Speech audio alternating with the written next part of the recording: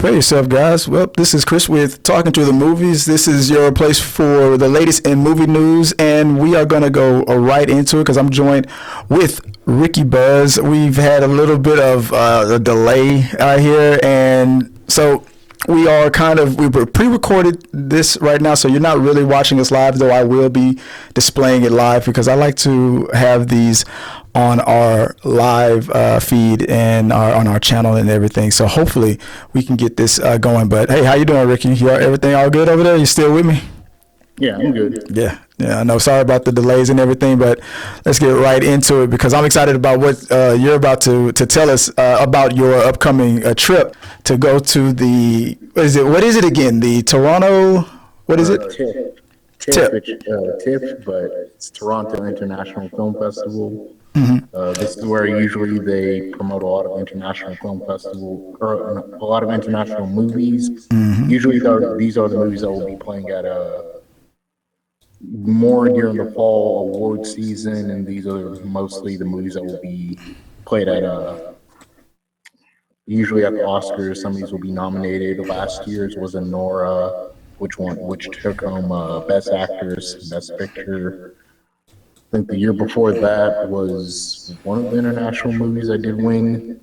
What was 2023's? Oh man, you got me on that. Like movie. That's movie trivia stuff right there. But for 2025, these are usually films. I think The Whale was one of them as well. Yeah, I think you're right. Yeah. And I'm sorry. Yeah, I was just saying that this year is going to be hopefully a big one too, and we'll run down the list. Are you okay for the link that you sent me that had the list of movies that you're going to go see? Is it okay to display that? Yeah. Yeah. Okay. So let's go. Let me go right here onto that screen. So, yeah, man, if you don't mind, if you can still see. I don't know if you can still see it or not. I don't know. Can you see my screen? No. Let me fix that. I don't know. Right there we go. All right. Sorry about that. So yeah, man, let's go down the line. So, real quick, a little bit of information. Remember when you told me about this trip that you were going to go on, you're going to do these reviews, and I was like, man, that's awesome, man. Yeah, doing that for yourself and letting us share that with you on the channel that'd be awesome, and I appreciate it. And I told you that I was going to try to reach out to them and see if it was possible to try to hook you up with press passes and everything. And I honestly, when I sent the message out to him, I didn't think I got a word back. But when I was trying to send you the link for us to do this show today, I went into my email, and it turns out they emailed me the same day. But here's the bad news. So it's like nothing's changed because it was actually an automatic reply. Thank you for your inquiry. Due to an increased volume of inquiries, response times to messages received in this inbox will vary. You've reached out to inquire about media accreditations for TIFF 2025. Please note that the deadline has passed and your applications are now closed. So it was a no. So by the time I reached out to them on the 29th of July, they said the deadline's already. That was an automatic no. So that's the reason why I didn't see any. So sorry about that, man. Hopefully next time I can reach out to them a lot sooner and hook you up. Because that would be, especially depending on how it goes for you, even if you want to go again. So hopefully you have a good trip. But you want to run down any of these lists, this list with me and see. Let's go over your itinerary, or is there anything else you want to? The graphics. I saw some of the things. So we can. I'll display that as we go along. So like I was saying, when this is for the Toronto International Film Festival presented by Rogers. It spans from September the 4th to the 14th. But you're going to be heading out there when? Monday. That's today's the 6th. That's the 8th. Yes. And your itinerary. So the first thing that you're scheduled to check out is on Monday. Are you going? So it's at 9 p.m. from 9 to 11. Yes, Contour, which starring Angelina Jolie. It's pretty much mainly a movie about the fashion industry and a group of different models varying from different countries, Ukraine, France, and Sudan, and what they're doing leading up to a fashion event. Yeah. I'm excited to see this, given the fact that it is Angelina Jolie, multicultural, multi-language movie. It's going to be in English, French, Arabic. So I'm excited to see this. But It also, says too, I that. wanted to say as well, when picking tickets, because this is my first time doing this, tickets sold out quick within a matter of minutes, like on the app, and I did the Oh, so pre-sale. you had to like apply Yeah, for. you sign up for a membership, Uh-huh. which is like they do 50% discount for first time members, so it's like $60 Canadian, which is like $40 American or $40 in our currency, but and then they send you a code for whenever it's members day to buy, and yeah, by the time I had already bought most of the movies, like a good portion of them were already sold out within minutes. Dang. I'm trying to find a poster or something to display. It's Let's say you can type in Contour Angelina Jolie 2025. yeah. I got something here. I can put up. I guess that's Contour first look Angelina Jolie. Yes.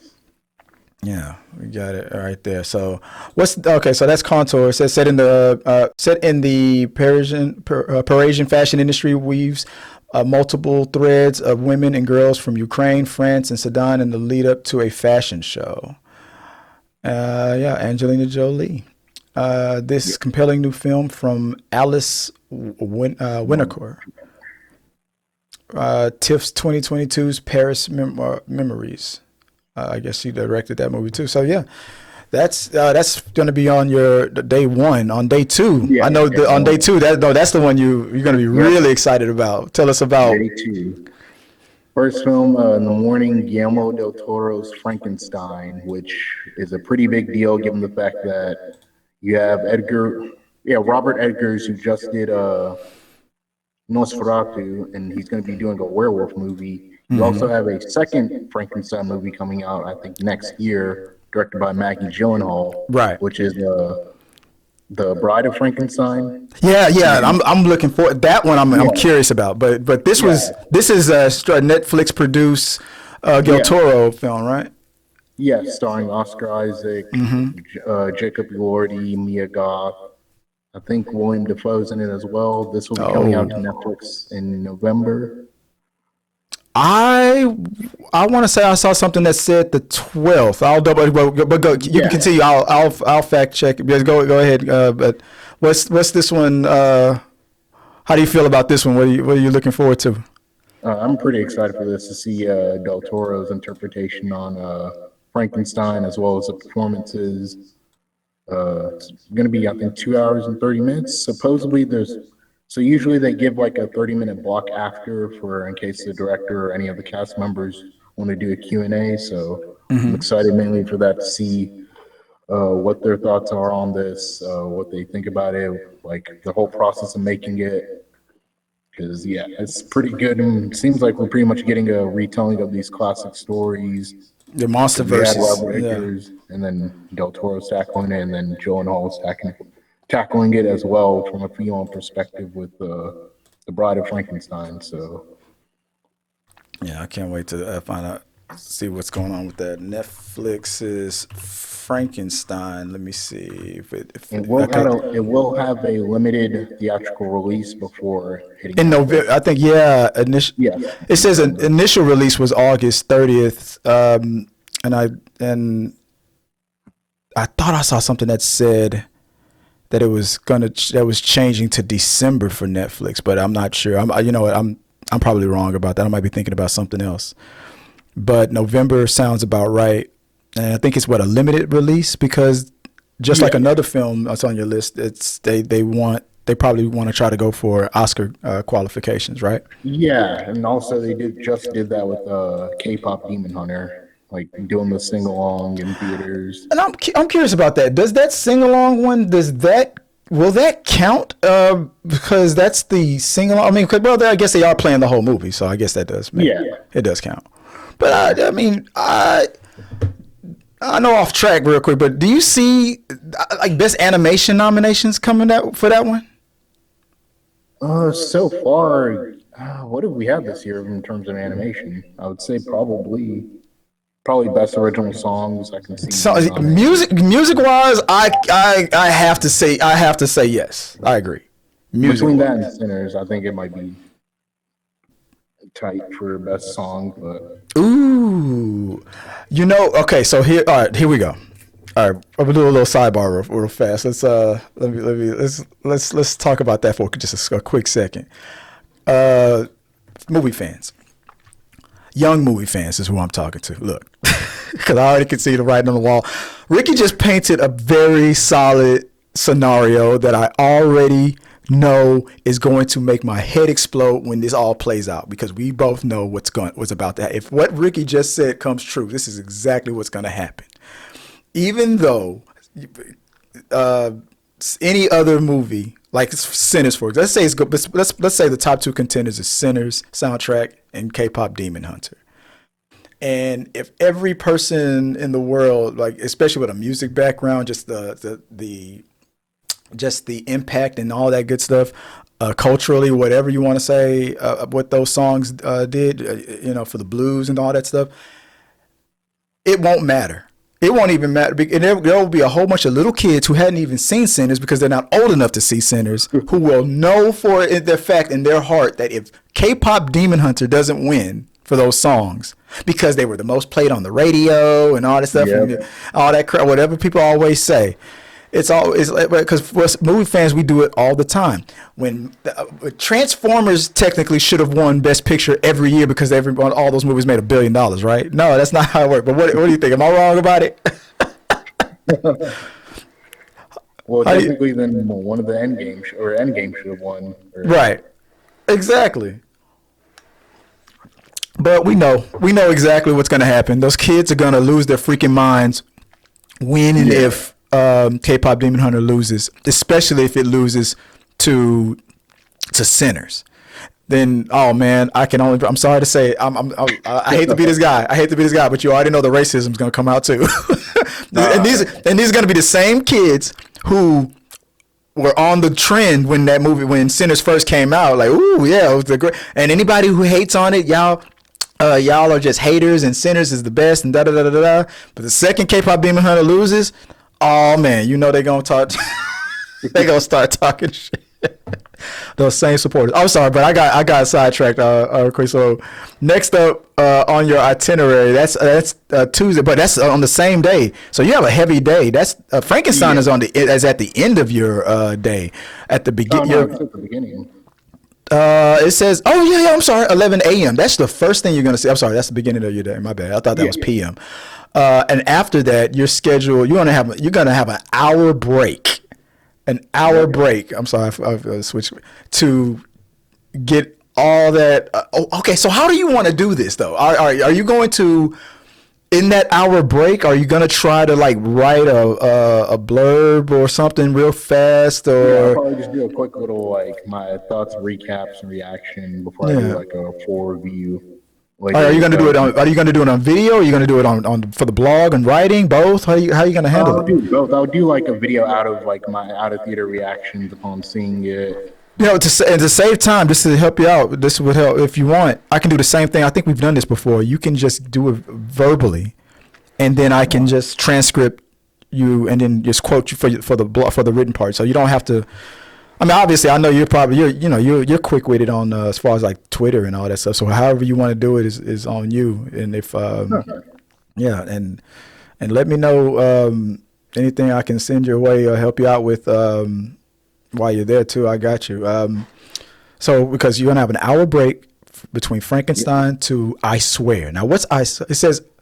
I'm going to set up the synopsis. A funny, honest, and deeply human, I Swear tells the inspirational true story of John Davidson, a trailblazer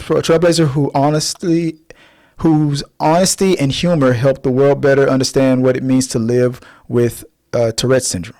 I have not heard about this movie. What's I saw the trailer for this like way even before I even signed for TIFF, and I was like, "Oh, this looks really good."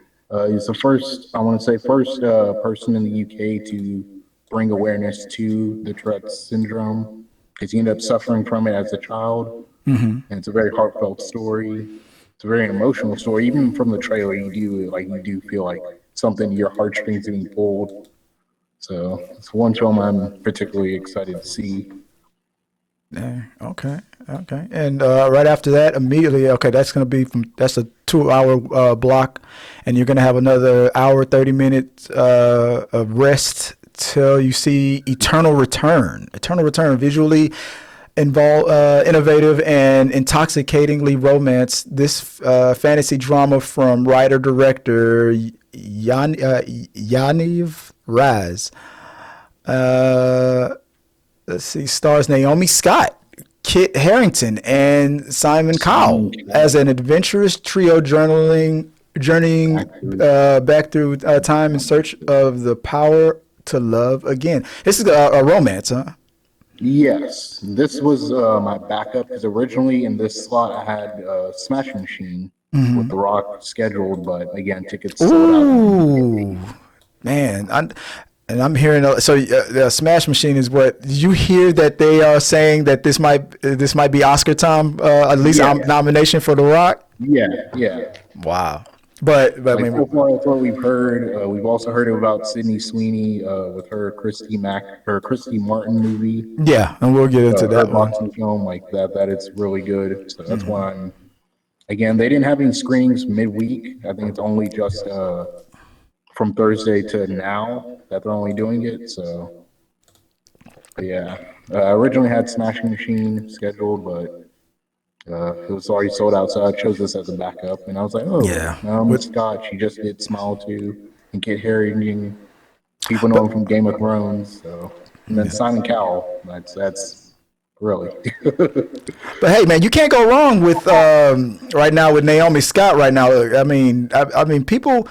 I mean, yeah, she started off on like the Power Rangers movie and other things like that. But when she was Princess Jasmine, and even in Smile 2, look, I'm not saying that because I haven't seen a trailer or anything like that. You'll be able to answer this after you see the film. But after Smile 2, I say keep an eye on Naomi. She didn't get nominated for Aladdin, did she? No. No. Okay. No, but in the near future, she is on track. She will be nominated for an Oscar sooner than later. She's on mission. I can see it in this picture right here. I can see it, and the whole time the guy's probably talking. She's like, I'm crushing this. This is Oscar. It's Oscar time. I can see it. Yeah, people were wondering if, like, basically her, Ella Balinska, Kristen Stewart could bounce back after the disaster of 2019's, what was that movie she was in? Not Mission Impossible. It's the one with Cameron Diaz, Lucy Liu, and Gwyneth Paltrow? Drew Barrymore. Not Gilmore Girl. Charlie's Angels. The reboot, the remake. Yeah, the reboot. Yeah, with Kristen Stewart was in there, right? Yeah. I didn't even watch that. Like, no, we're good. Yeah, we're just that never happened. No, it never happened. Yeah, no, I get it. I was gonna say, like, Kristen Stewart bounced back and then got her Oscar nomination. So right. So a bad day at the office. It's all good. But no, look, I can already tell she's on mission right now. And then you're gonna end the day. Woo, dude, you got a full day on Tuesday. Yes, and you have Midnight Mass selection. Usually, the Midnight Mass selection is where they do horror. Usually, they do a lot of action films. So last year they did Shadow Strays, which is on Netflix. It's probably one of my favorite action films of the year last year. Would highly recommend watching that. But it's Carmadonna, directed by Michael. Is that a play on word for like prima donna and karma? I'm not sure. I'm sure it's supposed to be a satirical thriller, so I'm sure it'll come up at some point. Yeah, But so what's this one? This one is about. Let's see if the synopsis are on. Alexander Radivojevic, I'm sorry if I'm saying that wrong, co-writer of A Suburban Film, makes his directorial debut with an audacious satirical thriller about an expectant mother who receives a phone call from a deity that demands she obey a list of murderous instructions. Damn. Yeah, from the trailer, it looks like it's going to be a roller coaster ride. So, dude, you have got, as far as I can tell, dude, your day that's a day. Look at this. Look at this. You're ending it. Let's start off again. You're starting it off with Frankenstein. Yep. Then to a funny movie, a comedy with I Swear. Yeah. Then a romance with Eternal Return, and to a horror. So your emotions are going to be all over the place with this. I mean, like I said, that's going to be a day. I actually just looked up Karma Madonna, and someone basically, or AI on Google, basically said that it's a split between the word karma and Madonna. And Yeah. Okay. karma, So karma Madonna. Yeah. Okay. So not karma and prima donna. But I was okay. So I was 2/3 correct. Karma and Madonna, not prima donna. Okay.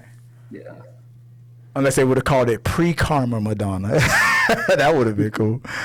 But yeah, okay. So I mean, based on karma, I mean the word karma, and I mean, and Yeah, it refers to the film's theme of retribution. Yeah. And Madonna points to the film's central character, Elena, a pregnant woman or Madonna figure. yeah, okay. So fitting. All right. So it's not much of a mystery on what it's gonna be straightforward. I guess is gonna get to you. So moving on from all that, I mean, you're gonna need, luckily from Tuesday, from that four movie hit on Tuesday, it seems like they're gonna give you enough times because Wednesday, the very first thing that you're gonna be facing is gonna be in the afternoon, middle afternoon at 3:45, called My Father's Shadow. I'll have another one before that at 1. You got something new. Okay, so you got a little bit less time than that. So you got So you're gonna have around maybe 5 hours of sleep, maybe depending on how fast you get back to your room. Yeah. Maybe 5 hours, maybe 4. What's the one you got at 1:00? Dog 51. It takes place in a dystopian futuristic France as two cops, sort of like a Hunger Games. They come from 2 different districts. You say it's called Dog 51? Yes. Dog 51. Okay. And I'm just trying to find it real fast here, something like that. Looks like a poster right there. Yeah. And from IMDb, let's see what we got. Yeah. In a future Paris divided by class, an AI named Alma oversees society. When its creator is assassinated, a top agent and a jaded cop are forced to work together to solve a murder. Solve a murder that may expose the dark secret of the system they serve. Okay. Yeah. All right. Sort of like a V for Vendetta. This looks like a real good thriller mystery. Futuristic. Yeah.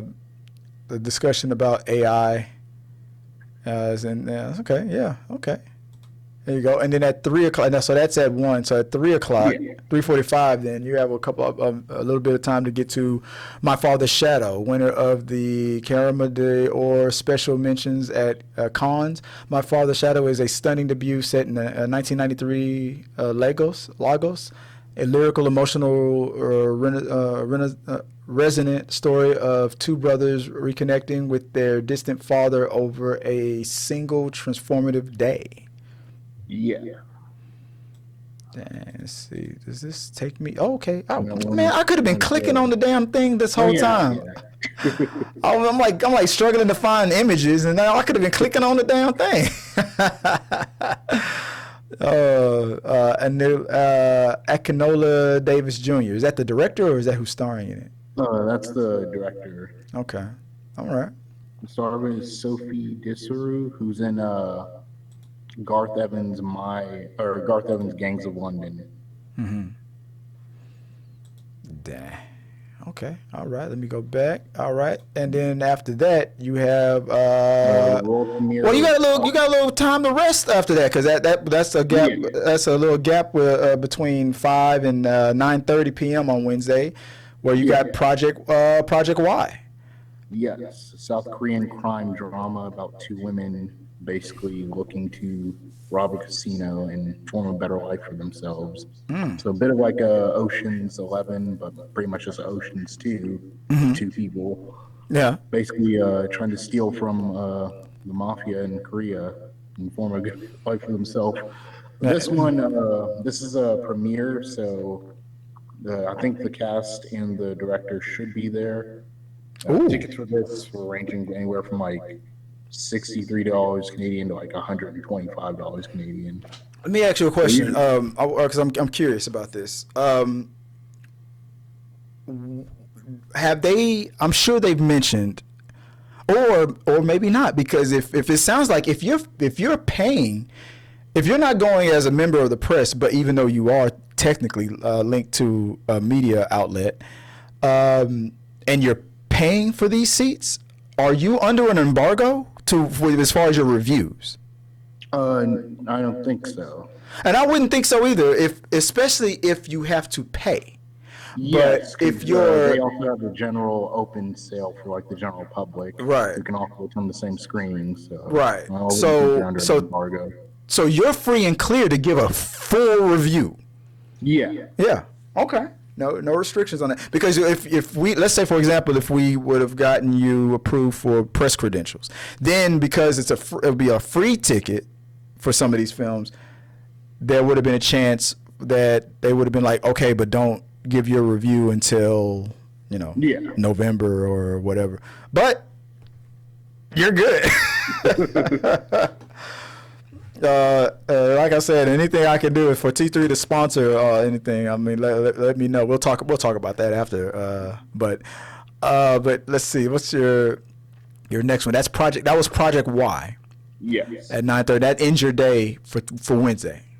Yes. So your day will technically end around 11:20 p.m. and you'll have a chance to exactly. Depending on how much time you've had to eat.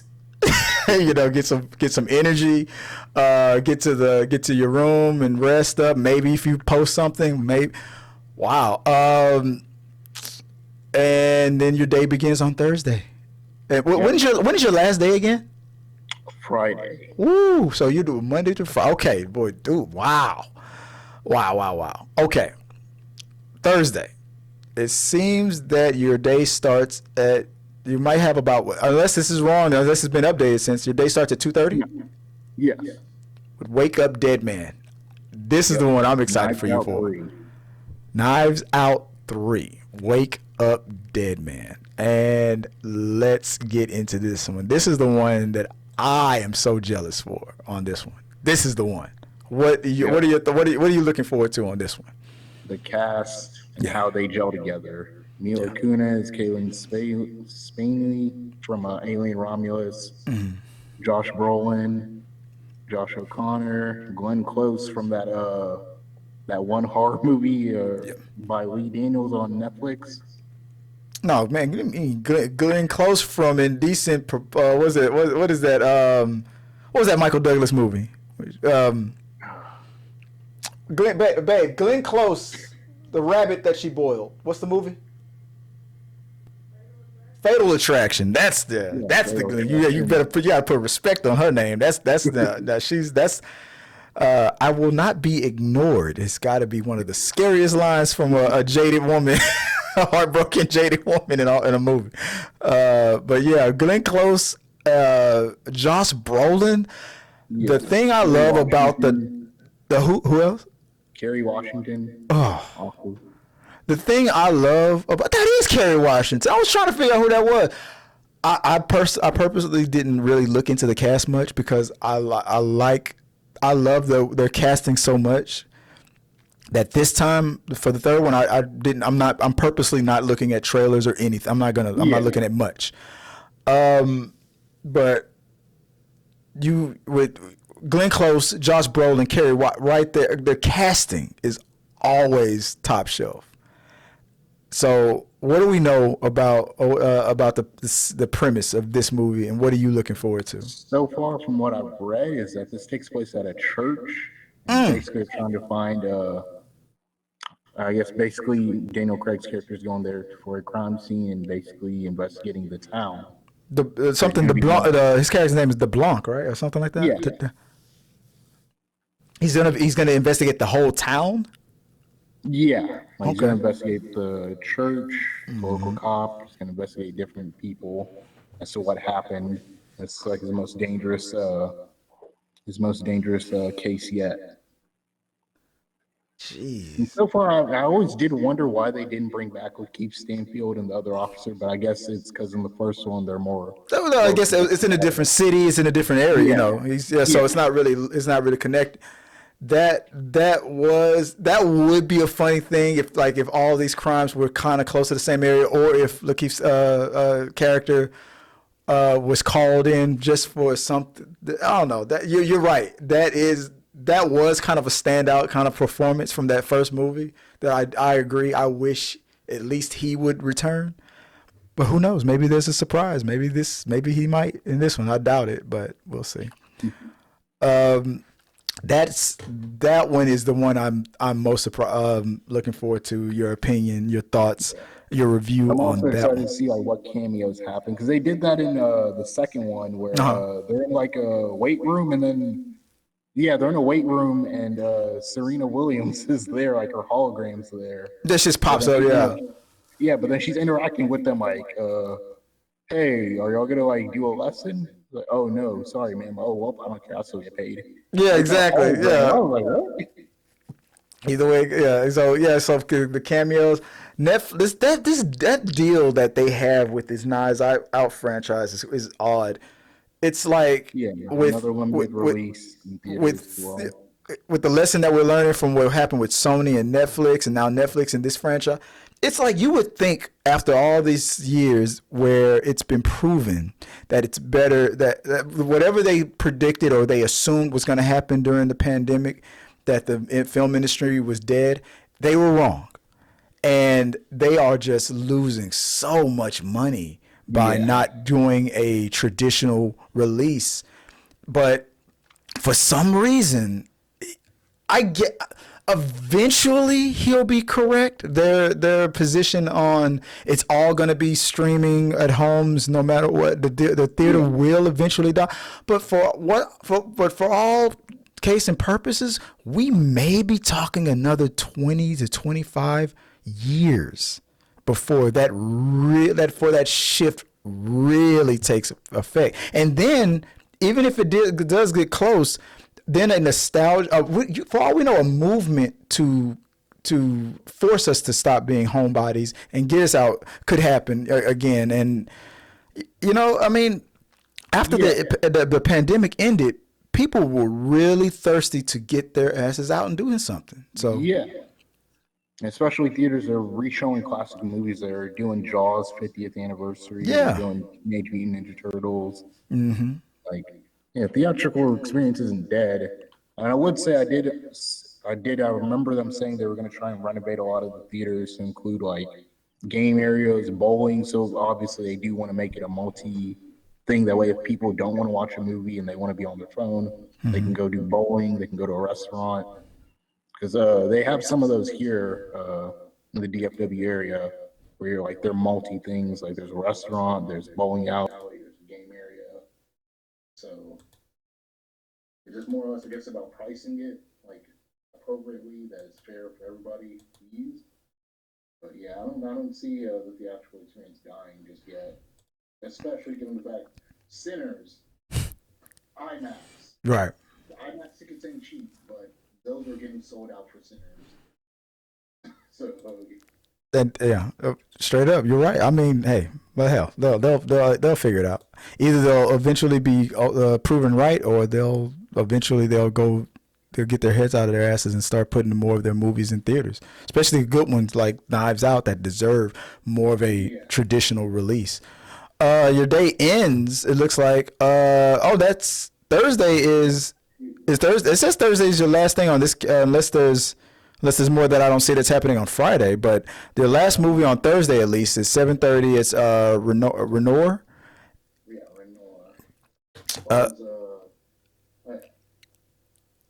The eyes of an 11-year-old girl, she comes to deal with her father's terminal illness. Mm-hmm. It looks very sweet, heartfelt, but also very emotional.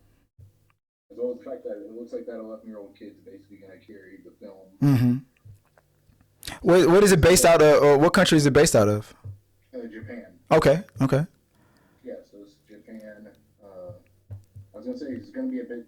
Well, the character, the little girl's going to carry the film, similar to like the little boy from 28 Years Later. Okay. I still haven't seen that one. I've seen the first two movies, but I haven't watched 28 Years yet. Are you waiting on Bone Temple to come out? I mean, I just wasn't as excited for 28 Years Later. I mean, I saw the first two. I thought I would be excited, but when I saw the trailer, it didn't hit me as hard. But then I'm here. I haven't even watched the trailer to Bone Temple because I'm afraid that it might spoil me on something that happened in 28 years. So I'll watch it. I just haven't caught up to it yet. But that's your itinerary for up to Thursday. Is there anything happening for you on Friday, or are you just gonna just chill and just take in the sights? Not yet. Not that I know of yet, because I leave Friday evening. Okay. So.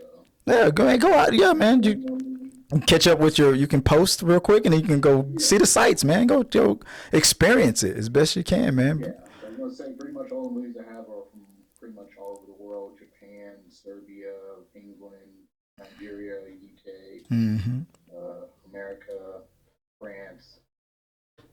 So hoping to catch some stars. Hopefully you see are you allowed? Do you know what you're allowed to record? Obviously, you can't record the film, but like things like when the stars come out to talk and stuff like that. Will you be allowed to record that, or do you know? Yes. Okay. Yeah, you can record some of it. You can take pictures. The red carpet, when they're on the red carpet, you can. I think they have fan zones. Man, I should have. If I would have had the foresight, I should have gotten you an official T3 shirt or something to wear. A media shirt or something like that. It's like say press on the back or something like that. That might have actually got snuck you into something like that you don't have any access to. That would have been funny.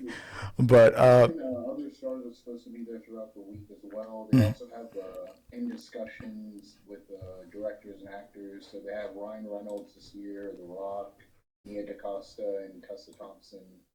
Because Nia DaCosta has a film that's also premiered here as well, but it hasn't been talked about much. But as well as the director of Old Boy, Park Chan-wook, will also be doing a discussion panel. But unfortunately, that coincides with the movie I'm going to be watching, so I won't be able to attend it.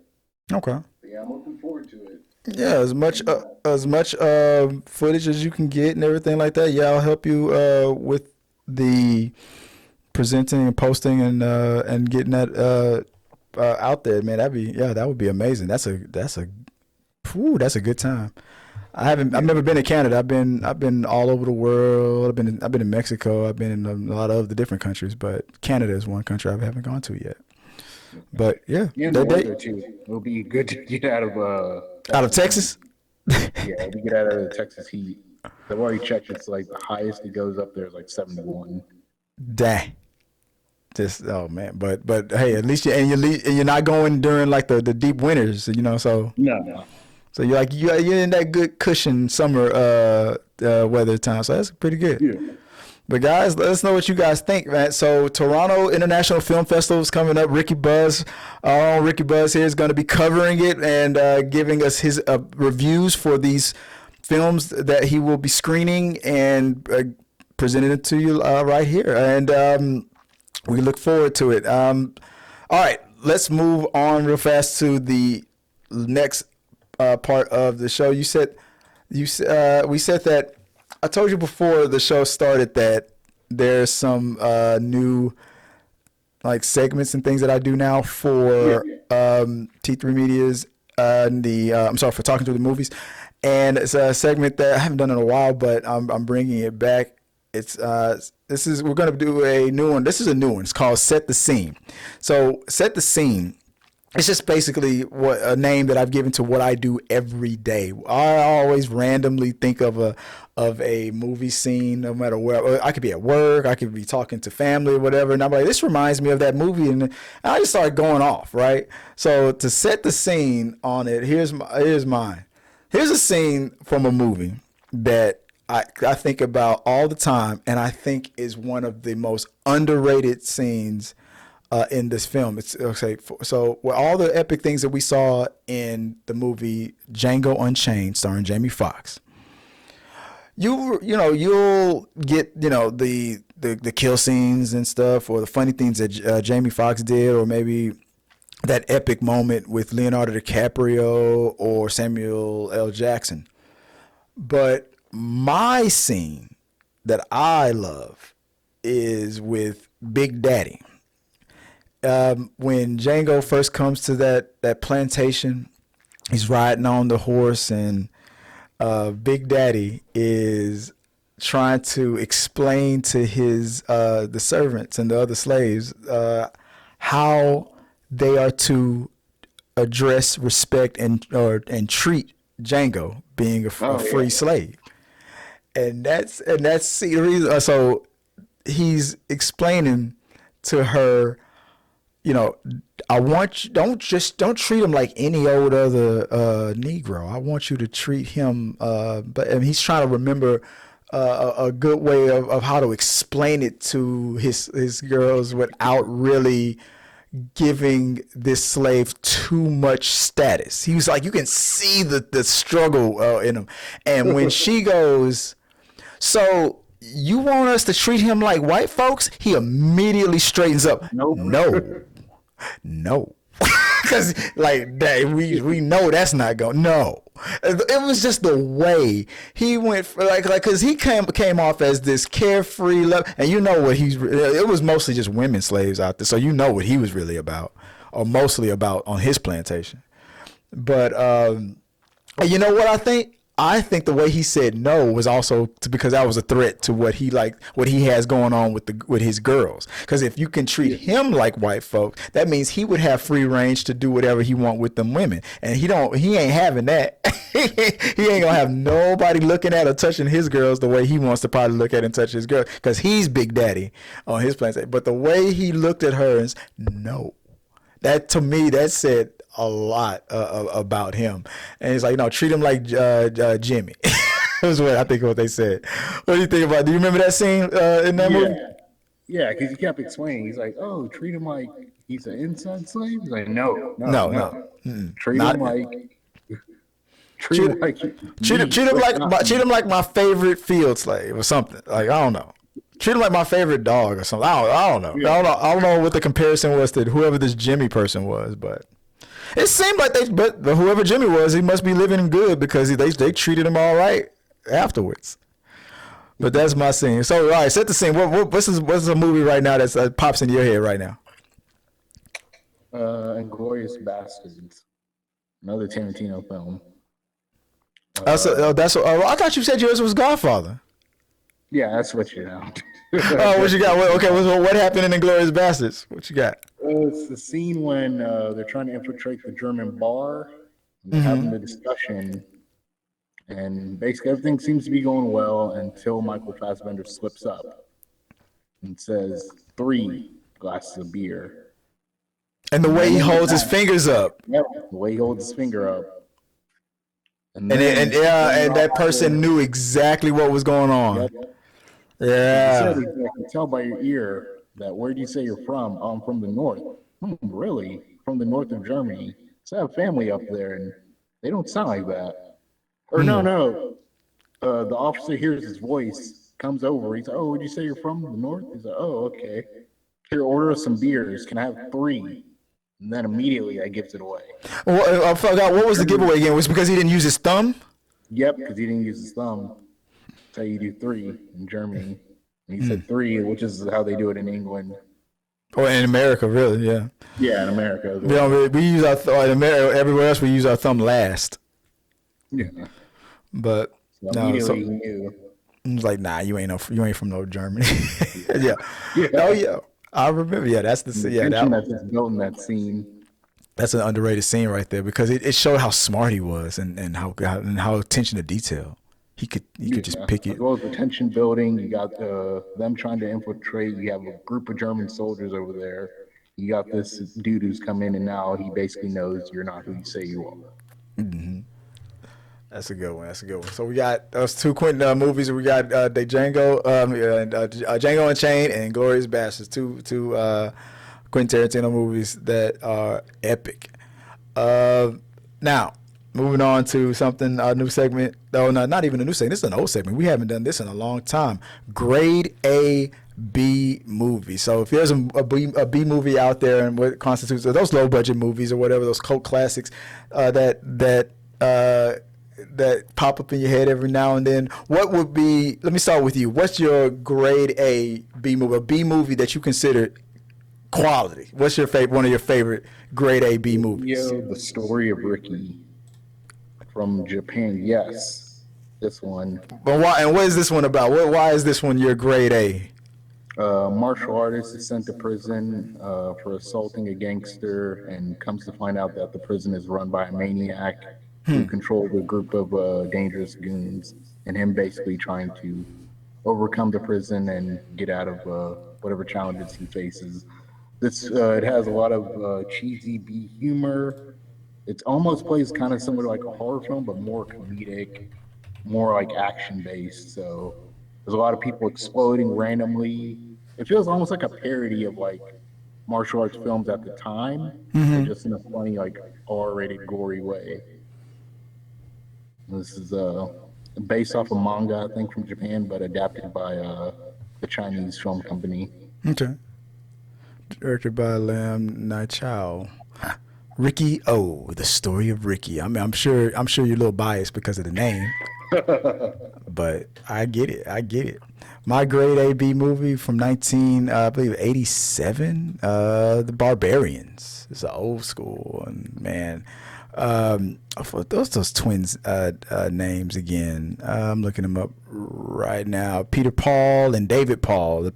These twins, man. They are talking about like these dudes were not the best actors in the world, but for some reason their movies when they came on cable, I loved them. These Barbarians is a medieval Qadar orders muscle-bound slave twins, Kuchek and Goro, to fight each other to the death, and I mean they somehow come up and become heroes. They release themselves from slavery and take on the great and powerful Qadar, played by Richard Lynch. They had Eva LaRue in this movie. They had Virginia Bryant. They had the cast was pretty good because the actors in this movie you've seen in a lot of things.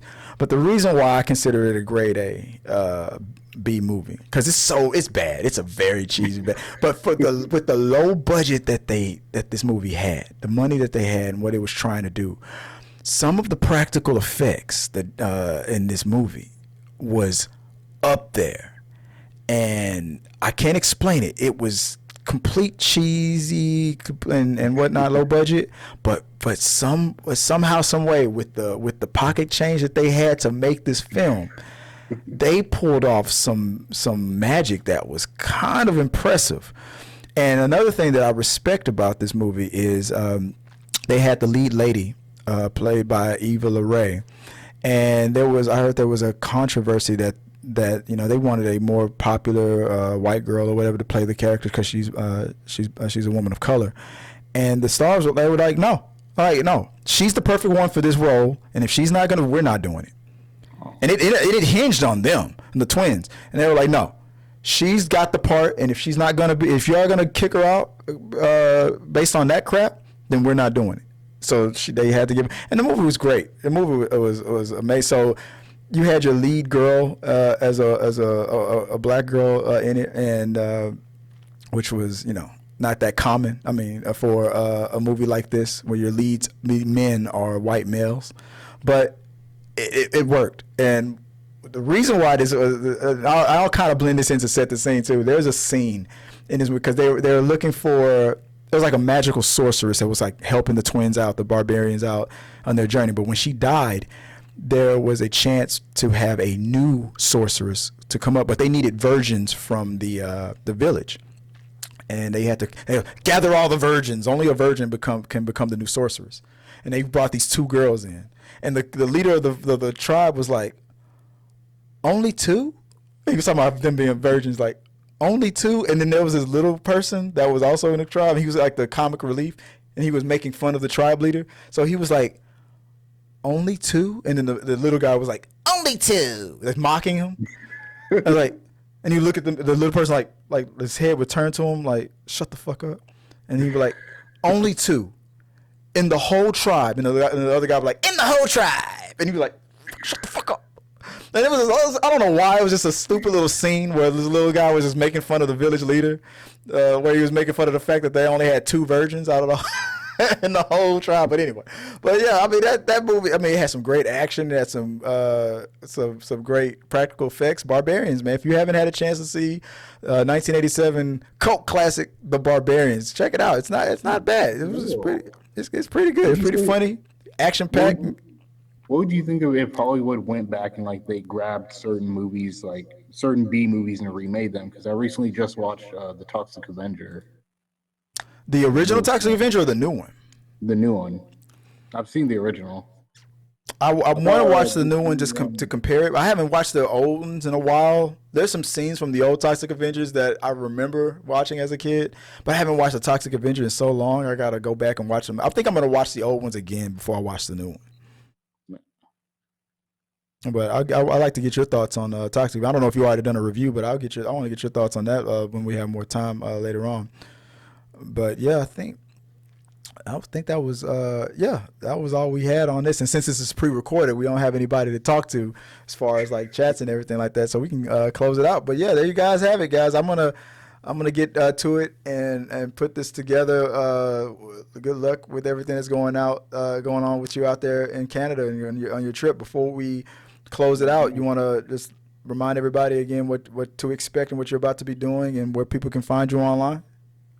Yeah, I'll be in Toronto for TIFF starting Monday. You can expect my first review to be like pretty much after midnight Monday.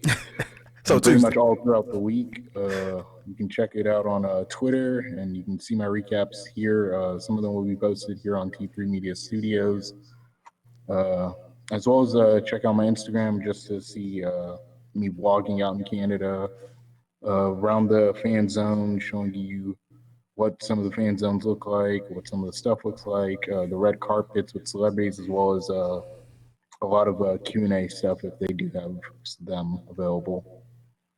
On my Instagram, it's BuzzAnon, BUZZAANON, and then my Twitter is @Ricky_Buzzy. Oh, awesome, man. Well, good luck with your trip and have fun, man. I hope you at least get some good rest, because it looks like you got you have an itinerary there. So that's what I'm looking at. So hopefully you got the energy and the stamina, the will, and the way to, what do they say in Ghostbusters? You have the tools and the talent to make it happen. It's Miller time, right? But yeah, man, have fun. First and foremost, be safe on your trip out there as well. And have a good time with that. Guys, if you want to follow me, it's at Chris W. Fagan or Chris Fagan on socials. But you can also reach us right here at T3Media Studios on all the socials as well. We're talking through the movies. Don't forget, if you follow us on all of our socials where we stream on YouTube, Facebook, and all those stuff, give us a like, give us a follow, comment. We'd like to hear your thoughts on it. And if you're a podcaster, man, if you like to hear just our voice and you want to hear our latest episodes on your favorite podcast of choice, find us on all the podcast platforms out there, iHeartRadio, Spotify, and all that good stuff. And just, hit those stars and just help us out here. It really does help us out. Give a review or whatever you have on podcasting to help us out. But yeah, check us out on T3Media.com for our reviews. Latest, and we're going to be Ricky will cover the film festival out there in Toronto, and stay tuned for all that good stuff. Until next time, guys, have a good one. Peace. See you.